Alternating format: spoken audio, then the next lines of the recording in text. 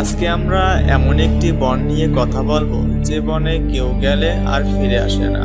জি বন্ধুরা, আজকে আমরা সুসাইড ফরেস্ট নামে পরিচিত আওকিগাহারা জাপানের মাউন্ট ফুজির পাদদেশে অবস্থিত একটি রহস্যময় বনভূমি নিয়ে কথা বলবো। এর চমকপ্রদ প্রাকৃতিক সৌন্দর্য এবং একই সাথে ভয়ঙ্কর ইতিহাস একে একটি ব্যতিক্রমী এবং রহস্যময় স্থানে পরিণত করেছে।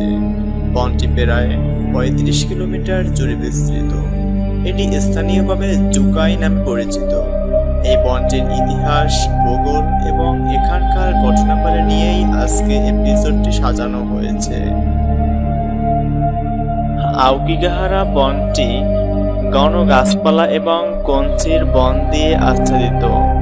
এর পাথুরে জমি এবং সমৃদ্ধ সবুজ ভাব বৃক্ষরাজি একে একটি রহস্যময় এবং অনন্য প্রাকৃতিক পরিবেশ প্রদান করে। এখানে সবুজ মখমল মোড়ানো মাটির সাথে বহু প্রকারের গাছপালা যেমন হেমলক, সিডার এবং ঘস গাছ দেখতে পাওয়া যায়। বনের ঘনত্ব এমন যে এর অভ্যন্তরে প্রবেশ করলে দিক নির্ণয় করা খুবই কঠিন হয়ে পড়ে। এই বনে প্রাকৃতিক আলো খুব কম প্রবেশ করে, যা এটিকে আরো ভয়ঙ্কর এবং গা ছমছমে করে তোলে। এই বনের সবচেয়ে কুখ্যাত দিক হলো এর সুসাইড ফরেস্ট নাম। প্রতি বছর অনেক মানুষ এই বনে প্রবেশ করে আর ফিরে আসে না। 1950 সালে এর দশক থেকে আওকিগাহারা বনটি আত্মহত্যার স্থান হিসেবে বিখ্যাত হয়ে উঠেছে। প্রতি বছর শত শত মানুষ এই বনে আসে আত্মহত্যার উদ্দেশ্যে।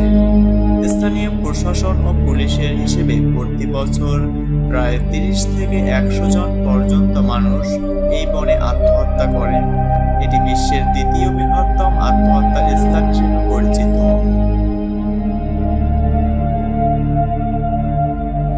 এই বনের সাথে জড়িত আত্মহত্যার ঘটনাগুলি জাপানের সমাজে একটি বিশাল প্রভাব ফেলেছে।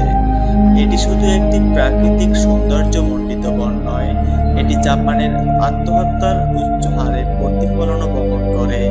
জাপানে আত্মহত্যা একটি গুরুতর সামাজিক সমস্যা এবং এই বনে এই সমস্যার একটি প্রতীকী স্থান হয়ে উঠেছে। বিভিন্ন স্থানীয় সংস্থা এবং সরকারি সংস্থাগুলি আত্মহত্যা প্রতিরোধে নানা পদক্ষেপ গ্রহণ করেছে, যেমন বনে সতর্কতা সাইনবোর্ড স্থাপন করা এবং হটলাইন নাম্বার প্রদান করা। এগুলি আত্মহত্যার পথে থাকা মানুষদের সাহায্য করার একটি প্রচেষ্টা। এই বন নিয়ে বহু লোককাহিনী প্রচলিত আছে। স্থানীয় লোকেরা মনে করেন এই বনে ভূতের উপস্থিতি আছে যারা মানুষকে আত্মহত্যার দিকে প্ররোচিত করে।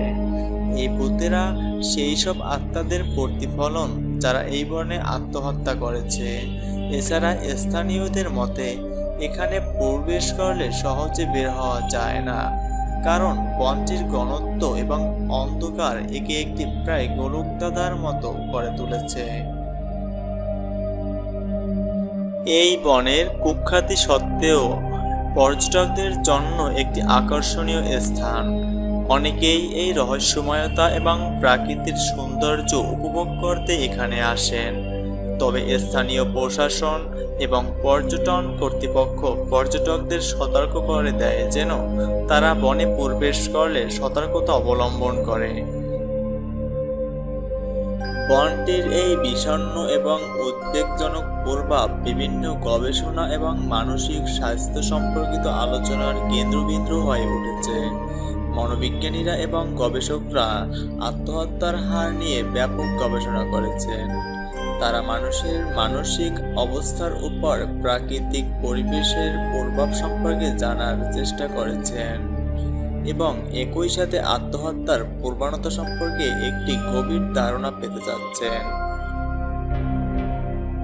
আওকিগাহারা বন, যা সুসাইড ফরেস্ট নামে পরিচিত, একটি জটিল এবং গভীর স্থান।